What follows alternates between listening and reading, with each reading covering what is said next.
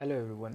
Investing एक ऐसा जगह है जहाँ पे आपको हर रोज़ कुछ ना कुछ सीखने को मिलता है। मैं अपने पर्सनल एक्सपीरियंस से एक चीज़ बताता हूँ कि कुछ क्वार्टर पहले आई थिंक जुलाई 24 में मैंने एक स्टॉक उठाया था, ठीक है। एंड उसका जो ग्रोथ गाइडेंस था वो 35% था एंड पैट जो आ रहा था वो 20 के लगभग आ रहा था एंड केपेक्स भी हो रहा था, सब कुछ सही था। एंड कंपनी का जो मैनेजमेंट का गाइडेंस था वो भी वो लोग सही से एग्जीक्यूट कर रहा था, लेकिन फिर भी स्टॉक में मैं लगभग 8 महीने तक बैठा रहा एंड लास्ट में मैंने फ्रस्ट्रेशन में उसको बेच दिया। एंड फिर मैं उसको इवेल्युएट कर रहा था कि अगर ग्रोथ गाइडेंस भी था, कंपनी अच्छा कर रहा था, पैट मार्जिन भी अच्छा था, लेकिन फिर भी स्टॉक में क्यों मूवमेंट नहीं आ रहा था। एज अ शेयर होल्डर आपको दो तरीके से बेनिफिट मिलता है एक ग्रोथ कंपनी में, या तो डिविडेंड से या फिर कैपिटल एप्रिसिएशन। एंड अगर आप एक ग्रोथ कंपनी में इन्वेस्ट कर रहे हो तो आपको डिविडेंड के बारे में सोचना नहीं चाहिए, क्योंकि कैपिटल एप्रिसिएशन से ही आपका जो मेन पैसा बनेगा।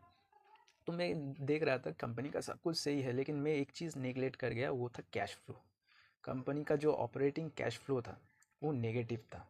एंड मैं देख रहा था उसका जो डेबिटर्स डे है वो लगभग 225 दिन के आसपास है एंड उसका इन्वेंट्री और जो क्रेडिटर्स डे है वो लगभग 115 दिन का था। इसका मतलब क्या था कि कंपनी जो भी सेल कर रहा था वो क्रेडिट पे कर रहा था एंड उसका जो पैसा आना था कस्टमर से, उसका जो डेज था वो लगभग 225 दिन था। एंड जो वो पे कर रहा था अपना इन्वेंट्री मैनेज एंड अपना जो सप्लायर था उसको जो पैसा दे रहा था वो 115 दिन में दे रहा था। बीच का जो गैप था ना उसको मैनेज करने के लिए, ऑपरेटिंग कैश फ्लो मैनेज करने के लिए कंपनी क्या कर रहा था, फंड रेज कर रहा था बोरोइंग करके एंड इक्विटी डाइल्यूट करके। एंड उसके वजह से क्या हुआ, जो ईपीएस था ईपीएस में कंप्रेशन आ गया।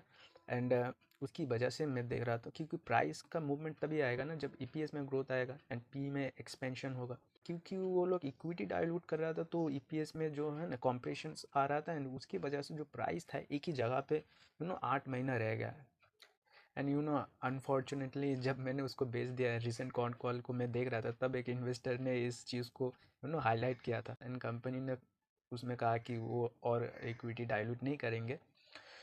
तो इस चीज़ से मुझे कहीं ना कहीं लगा कि ग्रोथ ये जो है ना कैश फ्लो के साथ को रिलेट करता है। अगर ग्रोथ भी है एंड कैश फ्लो भी है ना पॉजिटिव है तो ईपीएस में ग्रोथ आता है। अगर ग्रोथ है एंड कैश फ्लो नेगेटिव है तो ईपीएस में कॉम्प्रेशन से क्या होता है, प्राइस वही का वही रहता है या फिर उसमें थोड़ा करेक्ट होता है, मतलब एक ही रेंज में रहता है। तो फिर ये चीज़ मैंने नोट कर लिया कि सिर्फ ग्रोथ के पीछे मत भागो, देखो कि कंपनी का कैश फ्लो क्या है। क्योंकि अल्टीमेट प्रॉफिट जितना भी हो, कंपनी को ऑपरेशन चलाने के लिए उसके पास पैसा होना ज़रूरी है। अगर पैसा नहीं होगा तो ऐसे ही इक्विटी डायलूशन या फिर बोरोइंग करेगा, जहाँ पे मार्जिन पे या तो कॉम्प्रेशन आएगा या फिर ईपीएस में।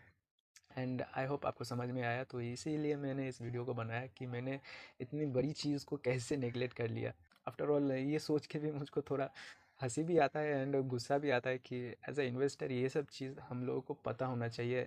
ये सब चीज़ अगर नेगलेक्ट करेंगे तो फिर इन्वेस्टिंग में सबसे बड़ी चीज़ जो होती है वो है आपके लिए टाइम फ्रेम। अगर 8 महीने आपने एक ऐसी चीज़ में बर्बाद कर दिया जहाँ पे आपको दूसरा कुछ अच्छा अपॉर्चुनिटी मिल सकता था, तो हो जाता है। ये सब पार्ट ऑफ द लर्निंग है, तो इसीलिए मैंने इस वीडियो को बनाया है। तो अगले वीडियो में हम लोग डिस्कस करेंगे, कल मैं एक वीडियो लाऊंगा, उसमें हम लोग डिस्कस करेंगे कैश फ्लो के बारे में।